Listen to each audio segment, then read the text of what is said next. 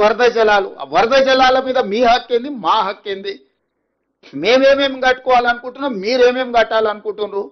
Godavari river management board దగ్గర కూర్చుందాము, మాట్లాడుకుందాము.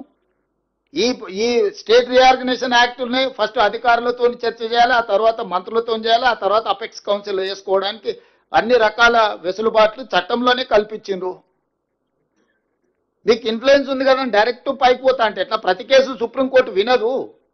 Sessions court, district court, high court, తర్వాత సుప్రీంకోర్టు. నువ్వు ఈ సిస్టమ్ అంతా తీసేసి అట్నుంచి వస్తాం మేము కిందికి, మాకు అధికారం ఉంది కాబట్టి, మోడీ మేము చెప్పింది వింటాడు కాబట్టి. న్యాయం అనేది కూడా ఒకటి ఉంటుంది. న్యాయపరంగా మేము కొట్లాడుతున్నాము. మేము మిగతా వాళ్ళలాగా రోడ్ ఎక్కి ఏది పడితే అది మాట్లాడతలేము, కానీ న్యాయపరంగా ఏం కొట్లాడాలనో, ఎవరెవరికి ఇవ్వాలనో మన ఎన్విరాన్మెంట్ అండ్ ఫారెస్ట్లో మేము కంప్లైంట్ చేయడంతో వాళ్ళు పెట్టిన అప్లికేషన్ని తిప్పి పంపినరు. మేము అందరి దగ్గరికి వెళ్తున్నాము, మాకేం బాధ ఉందో చెప్తున్నాము అందరికి, డాక్టర్ల దగ్గరకు పోయి. ఏది కాదనుకున్నప్పుడు ఏం చేస్తాం, దానికి కూడా ఒక వ్యూహము ఎత్తుగడ ఉంటుంది కదా. వ్యూహం లేకుంటేనే ఇంత దూరం వచ్చినామా? ప్రజల సహకారం లేకుంటేనే కుర్చీ వరకు చేరుకున్నామా? ఈ ప్రభుత్వాన్ని ఏర్పాటు చేసినామా? తెలంగాణ ప్రజల హక్కులను కాపాడటానికే కదా తెలంగాణ రాష్ట్రం ఇచ్చింది కాంగ్రెస్ పార్టీ.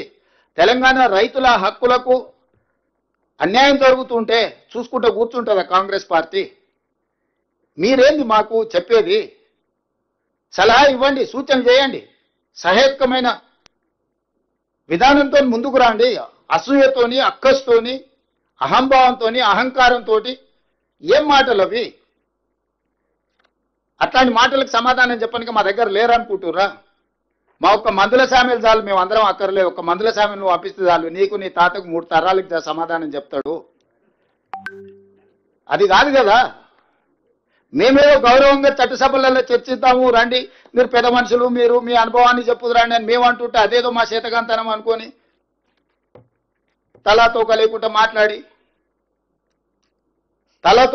మాట్లాడితే తోక కత్తిరించే తెలుసు. ఒకవేళ నీకు తెలియకపోతే మీ నాయన అడుగు, ఏం చేస్తే ఏమైందో మీ నాయన ఇప్పుడు ఏడున్నాడో.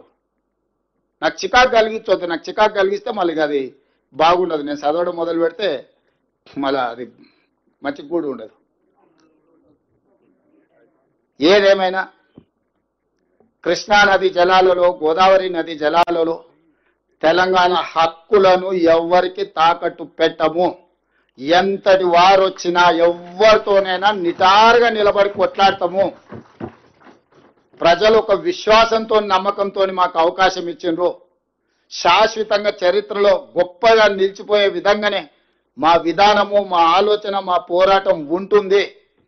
ఎవరి వ్యక్తుల కోసం ప్రజల హక్కులను తాకట్టు పెట్టము.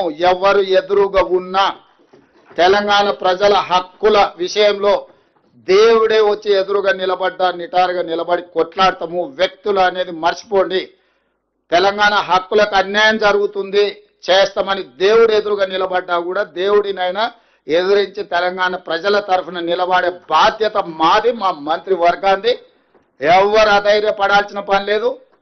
అసూయతోనూ అక్కస్తోనూ ఎవరైనా చిల్లర మాటలు మాట్లాడితే వాళ్ళ నీతి, వాళ్ళ జాతి ప్రజలు గుర్తిస్తారు. ధన్యవాదాలు.